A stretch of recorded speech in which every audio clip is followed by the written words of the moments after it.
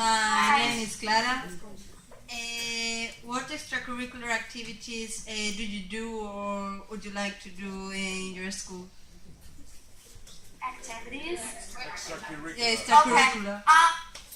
Well, we have a lot of sports. We have right now we have basketball, wrestling, gymnastics, swimming, hockey. And then in the fall we have soccer and football, American football, and cross country and tennis.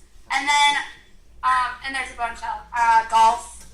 We have a lot of music going on too. We have pep band, which you'll hear in a little bit.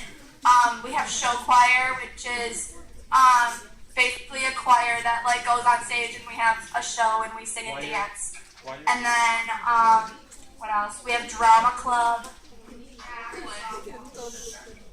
jazz band, track, softball, quiz bowl. We have a lot of different clubs.